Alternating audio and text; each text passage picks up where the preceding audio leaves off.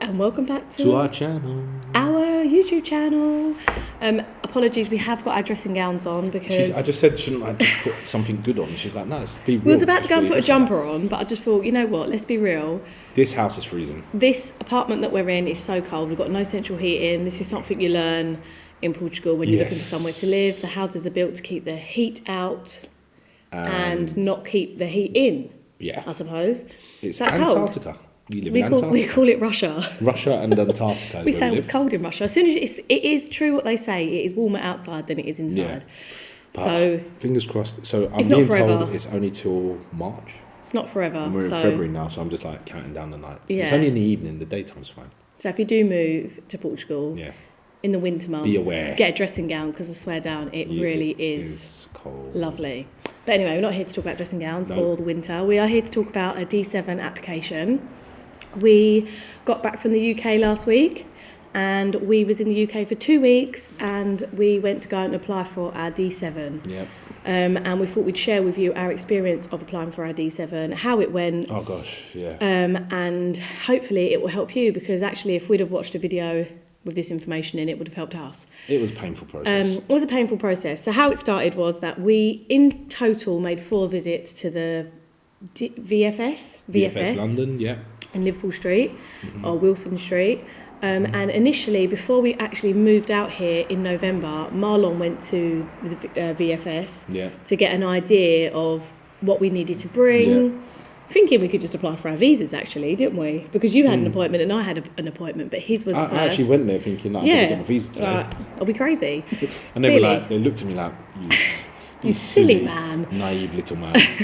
You are not going to get a visa with that amount of information. But I think that's a good thing. I think if you're applying for your visa and you can, I would say go to the VFS, go for your first appointment. I would say that as well. Actually. Yeah, and because they give you... VFS has different criteria though. Yeah, this is for a D7. No, different countries. So the D7... Oh, right, if it's from the UK, so London, Germany or whatever. Okay, or France. America. Wherever it is you're applying from, try and visit your VFS. Yeah. I'm calling it your VFS. Yeah, like your local visa place. Visit there first because they will give you information on what you need. Much better information than anyone can. Right, can I say something? Anyone can. Am I allowed to say something? Yeah. There is no single source of truth for the D7 visa application. And while we say this, it will come. I'll give you this information. Yeah. But just to say that we did make that initial visit and you did get some information, but it still wasn't all the... Right, basically, that was the first... Accurate. No, it wasn't that as well. It's because we hadn't been through the process. So we didn't know what those things actually were when they're asking for them. Yeah. So they might give you an idea of what you need to bring. Yeah. But you still don't know what you've got to bring, if that makes sense. You still feel really confused. Anyway, we moved to Portugal and then we was here for 60 days. We've been here 64 days, I think. And then we were due to travel back and book our appointment. We do have a solicitor here and she gave us a list of all the things that we would need to apply for our D7, which was great, really handy. And we started to gather up that information. So you need your rental agreement. That's the hardest one because if you haven't moved to Portugal yet, it takes and you don't have your 1 year's rental. Yeah, to get your rental. Yeah, that's a must. You need that. Yeah, so that's a big tick. So once we had that, we were like, yes, we're ready to roll. Yeah. But then a lot of the process. Are you going to list all the things? Or yeah, I'm actually going to list all the things. I would list it in the comments. Not comments.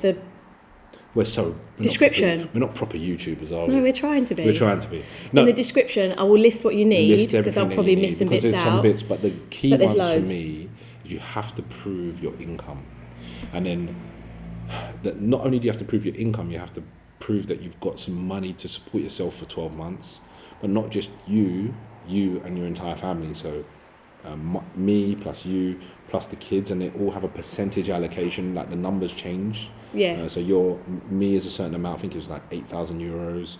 Yours was like 4,000 euros, and the kids were like 2,500 euros. But this is the thing. This is what our solicitor told us. Yeah. She gave us this information and told us.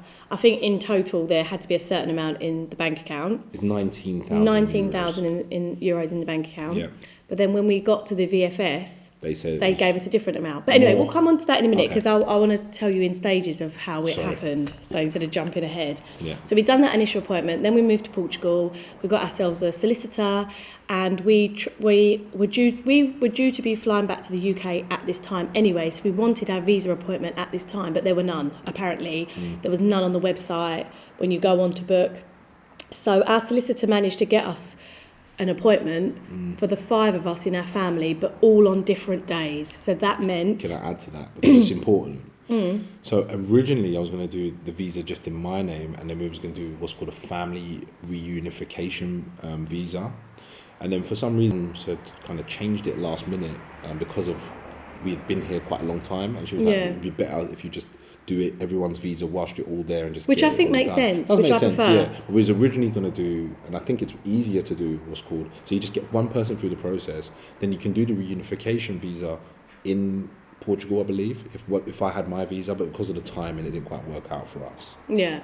Sorry. That's all right. So we had an appointment for 5 different days, which meant that we'd have to travel into London on 5 separate days and do our application, because there was no family appointments left apparently until June. So we had to take them. So we took them. We took all the documentation that we thought we needed, and off we went to London with our, bits and bobs. And we went to our first appointment at the VFS. It was actually Marlon's appointment, and my son had an appointment, and we went in with the information. And actually the ladies that work there, I've got to say, are really lovely, very patient, very calm, very... just really, I just found them really lovely. Had just nice manner about them. Yeah, they've got to deal with quite a stressed out situation. Yeah. Actually, before the appointment, can I just say, we were told that we needed our DBS. Done. So Marlon had a DBS, which is the criminal record. CRB. Back in the days, that was what it was called. In America, I'm not sure what it's called, but it's criminal record report. Yeah.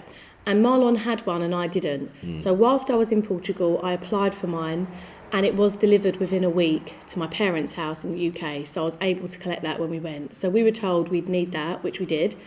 We were also told that we would need to get these 2 documents apostilled. It's like a government stamp. Yeah, it's like a government kind of stamp. It's like, it basically costs as well just over £400. If you do it on a speedy... yes. Yeah, it doesn't cost that much if you don't do it. Yeah. Do it slower. Yes, you can, if you're prepared, which we weren't. We didn't know about this apostilled thing and that we'd have to wait for it. We was misadvised on that. Yeah. We didn't need to have it apostilled. Yeah, so if you know your appointment's coming up, make sure that... Well, actually, no, don't, because we were told we needed them by our solicitor, that we needed to get them apostilled, which we did, which we went for a process of... travelling to central London to drop off our DBS certificates. I'm tired just thinking about it. Paying for a 24-hour service costing over £400, which meant we'd get our DBS forms the next day, and the day after that we had our visa appointment. Well, the next day something went wrong on their side and it wasn't delivered. I went to go and pick them up. I was waiting for the courier and he didn't show up. I called the office, at the apostilled office in central London, and they said that there was a complication and it wasn't going to be delivered. And I panicked because I was like, I need this for my visa appointment tomorrow. It's really important. I really need it. And they came and met me at the VFS office the next day. They'd done really well to get it. They'd done really well, but they were paid over £400 for this service. Yeah. And they did meet me the next day at the VFS office. But guess what? At the VFS office, the lovely lady told us that there's no need to get your document Also, the one apostilled. That I had apostilled was out of date. Out of date, because it was over 3 months old. 3 months, but by a week.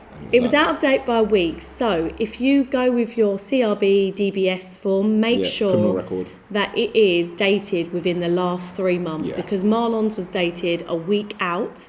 So we went in December. His CRB was dated September. Yeah. So they wouldn't accept it. So imagine that. We'd paid all that money anyway. To get it apostilled, and A, it didn't need to be apostilled, and B, his one was out of date, anyway, so that was a waste of money. Yeah, wasted a lot of money. Yeah, and the lady said you do not need to get apostilled. Now, our solicitor also told us that the children's birth certificates needed to be apostilled, and our marriage certificate. And our passport? No, not our passports, that's separate. Sorry. But we didn't do that because she told us the day before that we needed to do this. Thank goodness, because we'd have paid to do that. So we just thought we'd chance it and just go to the appointment and see what they say. And like she said, it didn't need to be done. So thank goodness we didn't pay to get those documents apostilled because it wasn't necessary. However, we still haven't got our visas, so let's wait until we've actually received the full confirmation, because they might come back and say we need all of this stuff apostilled. Who knows? Very true. So let's wait and see. We'll update you when we get them. But I'm pretty sure we'll be all right. Yeah. And we also needed to get all 5 of our passports notarised, which again we left last minute, and we're not sure if we needed to do that either. But that's basically, you take it into a solicitor in the UK and they just confirm that it's you. They stamp it, date it, put their mark on it, and that cost 300 and something. Yeah, that cost 300 and something pounds. So that's quite a lot as well.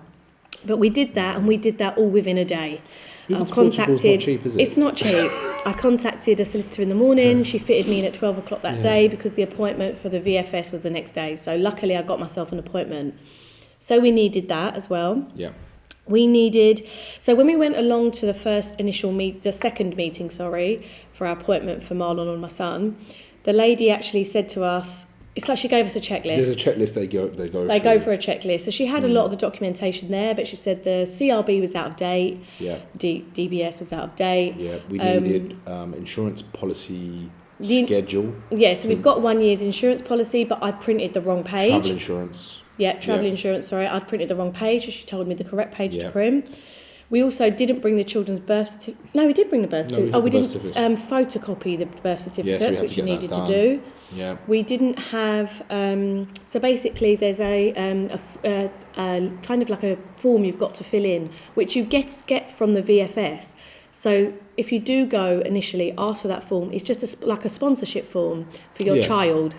So to just say that you're sponsoring them while you're in Portugal and you're going to be, looking after them. The cover letter was interesting, like why you're coming to motivation Portugal. Letter was called. So the reason why you're coming to Portugal and why you want to live there, that kind of thing.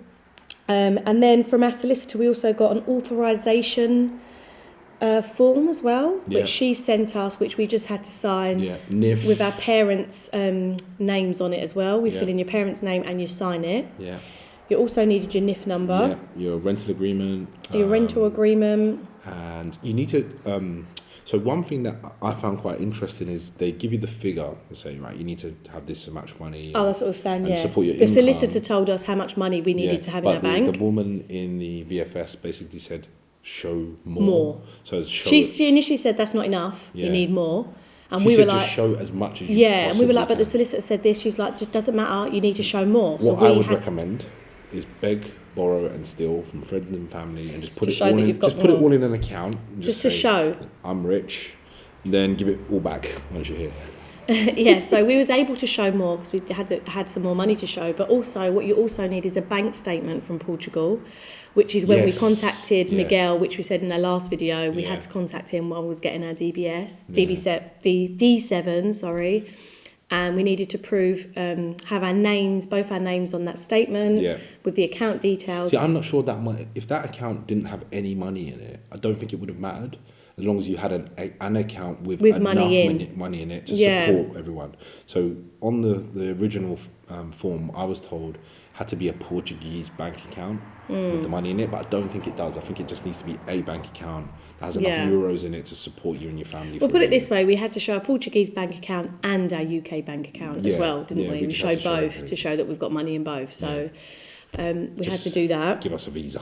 But whilst we was there, she'd done a checklist of everything, photocopies of everything, and then sent us away and actually gave us a family appointment the following week. Yeah. Which is really weird because obviously nice they don't have any family appointments on the website. I think she could see that we needed that. But also I think when you go in and they're helping you, they can see the situation they can fit you in. So she basically knew that we had to go and apply for a new DBS and all that kind of thing. So our appointment was, I think, a Tuesday, so she gave us an appointment the following week on the Thursday, so we could get ourselves together, get everything in order, and come back again.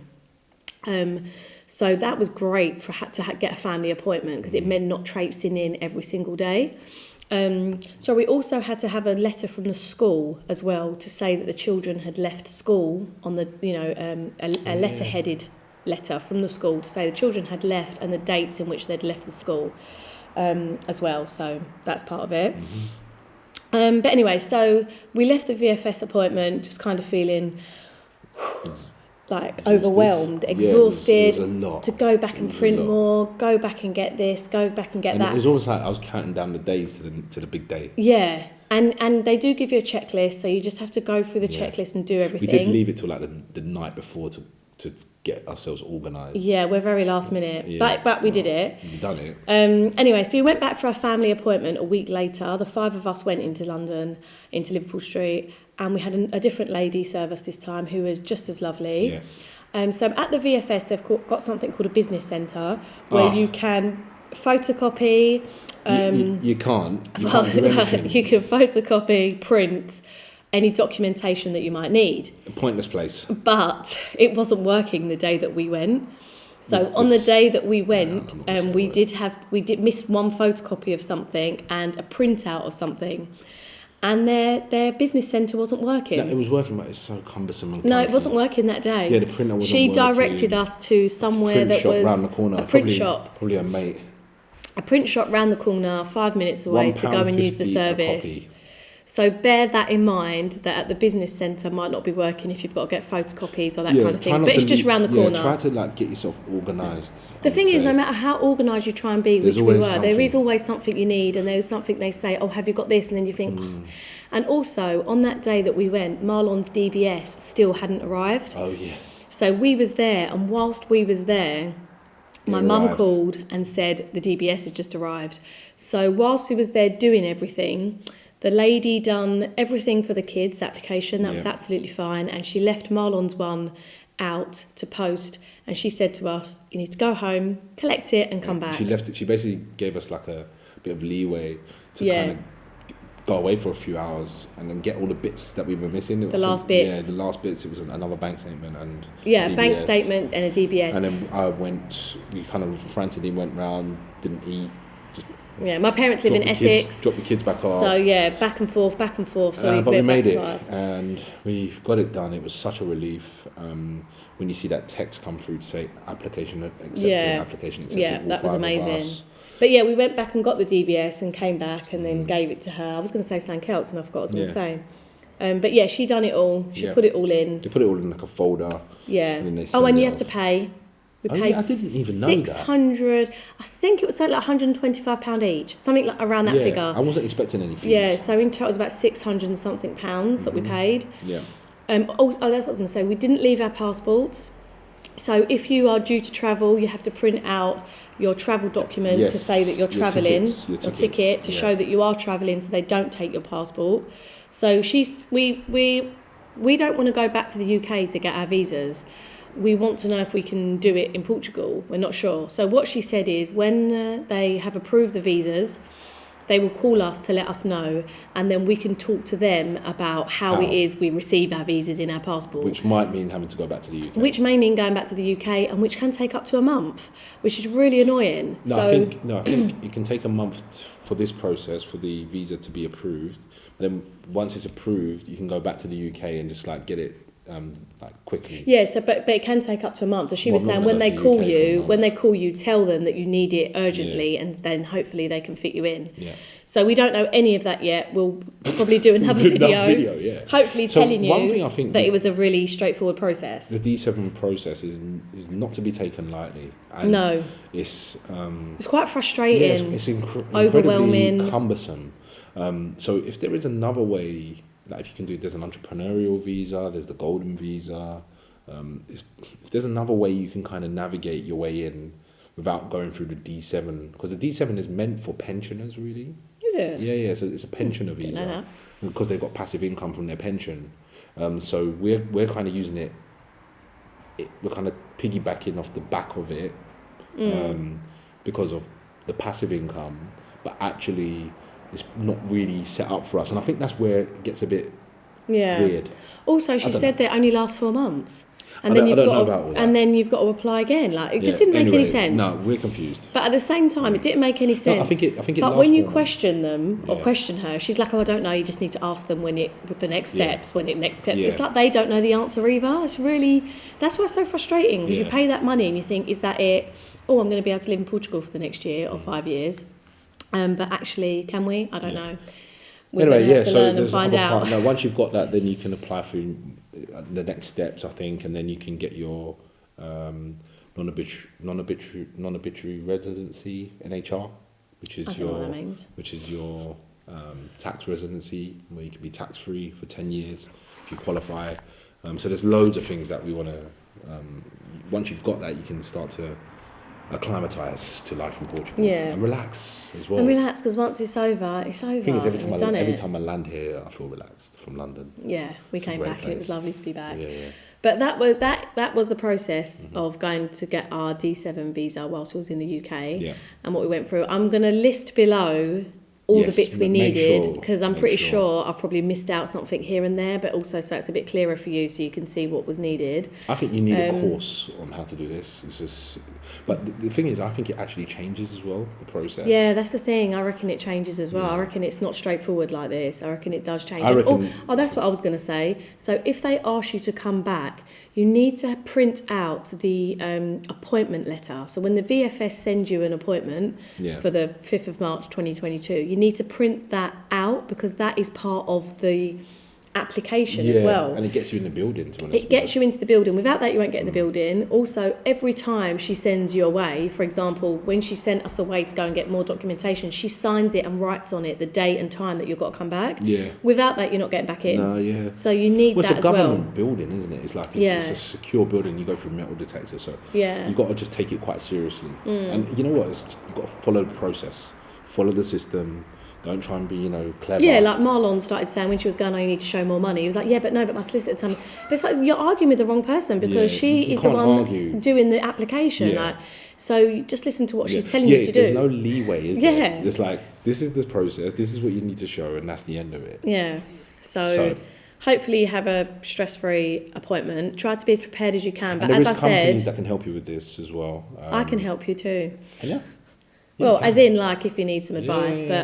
But what I'd say is if you can visit the VFS in your country before you actually apply, so you can get as much information and documentation, because they give you some things to sign and fill in as well. So if you can take that away and do that and then come back to the appointment, that helps, especially as a family. Just before you even go on this journey, get your rental property sorted. Because it's everything hinges on that, and that's the hardest thing to do. All the rest of the stuff is and also fine. There's that 90-day thing where you can't leave the country within the 90 days or something like that, but we was within the 90 days, so apparently that's allowed within the 90 days. So let's say that you're coming from America, you have to land on the ground, and then you realistically you're not going to walk into your first rental because you need to figure out where you want to be and all that stuff. So you're going to be in Airbnb, but really the clock's ticking. You've got 90 days to find somewhere to live, get your D7 in, and all this stuff before the 90 days is up. So it's actually quite a stressful process, it is, and it can mess with your decision making because you're under pressure from a time perspective. And it's not cheap travelling back and forth and having to do all these things. So. Bear that in mind as well. Take a breather, but it's worth it. It's worth it. And listen, we're still here. We're telling the tale, so it's a good thing. Every morning the sun's it's out, a good the skies thing. are blue, so the people when are you're calm, here, you'll just be like, so what? The D7 was stressful. Looking for a place was stressful. Listen, finding a school was stressful. 2 weeks in London. Opening a bank account was stressful. 2 weeks in London, and I couldn't. My brain was being fried with stress. But you know what? It's lovely, isn't it? So it's worth it. So anyway, don't forget to like and subscribe to my channel. Down below, and comment your thoughts on any other videos you want us to make. Yeah, let us know if there's any other content you want to see, because I'm getting the kids into school very soon, so I'll have more time on my hands to be able to produce that. We want to check out other areas like Sintra. We haven't even really gone into Lisbon that much. We've just been living in our we're going to do some vlogs and stuff in different areas. We want to go to Óbidos and start to explore the northern region. Anyway, we've got loads of And content. I'm going to do some fashion content as well, giving you some giving you some hauls of different not hauls fun actually, going into different stores to see what they sell and that kind of thing, compare it to home, that kind of thing. You didn't tell me you didn't do that. Sounds good. What can I do? Can I do a fashion haul? Can IT fair. Anyway, Completely right. fair. So thank you for watching, and we will be back again soon. Bye. Ciao, ciao.